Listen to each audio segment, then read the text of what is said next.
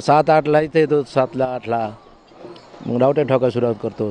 सकाळी 2ला उठवायचं, रावट्यावाल्याला उठवायचं, त्याच्या बाद मग रावट्या काढायच्या.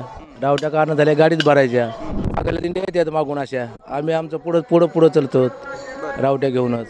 पंढरीला निघालेल्या वारकऱ्यांच्या निवाऱ्याच्या व्यवस्थेसाठी राहुट्या निर्माण तयार केल्या जातात आणि त्या राहुट्या तयार कोण करतं, त्या कशा तयार करायच्या असतात, त्या कधी करतात हेच जाणून घेणार आहेत. दुसरेही माझ्यासोबत राहुटे तयार करणारे माऊली आहेत. माऊली रामकृष्ण हरी. रामकृष्ण हरी. तुम्ही कधी सकाळी येतात आणि कधी सकाळी आम्ही 2-3ला निघतो, 7-8ला इथे येतो, 7ला 8ला मग रावट्या ठोका सुरुवात करतो. बरं, तुमचं नाव काय आणि तुम्ही कुठल्या दिंडीमध्ये आहात? आम्ही बबन पांडुरंग घनवटे, आळंदीच्या दिंडीमध्ये. दिंडी क्रमांक किती? 42. रथाच्या मागे. हो.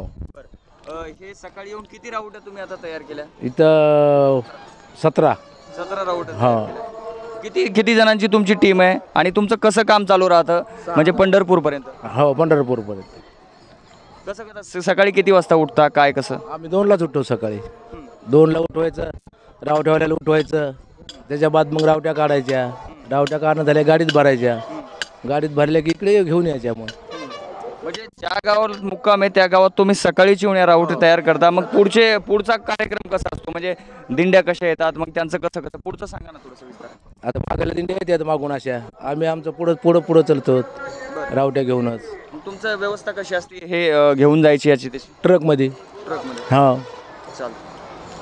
तर आपण पाहू शकता की जे वारीमध्ये काही एक जसे की युनिट असतात प्रत्येक याच्यामध्ये, तसं वारीमध्ये सुद्धा ही अशी एक वेगळी टीम असती जी की सकाळीच 2 वाजता 3 वाजता उठते आणि वारकऱ्यांच्या निवाऱ्याची जी व्यवस्था असती ती व्यवस्था करण्यासाठी ते पुढे येतात. हे त्यांचा बचाव व्हावा यासाठी हे आपल्याला न दिसणारे हात हे राबत असतात आणि त्यामुळेच वारकरी हे सुरक्षित वारीमध्ये राहू शकतात. हेच ते दृश्य की ज्या दृश्यामध्ये अनेकांना कुतूहल असतं की त्यांच्या राहुट्या तयार कोण करतं, कशी व्यवस्था असते. तर ही अशी व्यवस्था असते. आता आपल्याला माऊलींनी समजून सांगितलं आहे. वारीच्या अशाच बारकावे असेच अपडेट जाणून घेण्यासाठी लेट्सअप मराठीला आपण पाहत राहा. विष्णू सानप, लेट्सअप मराठी.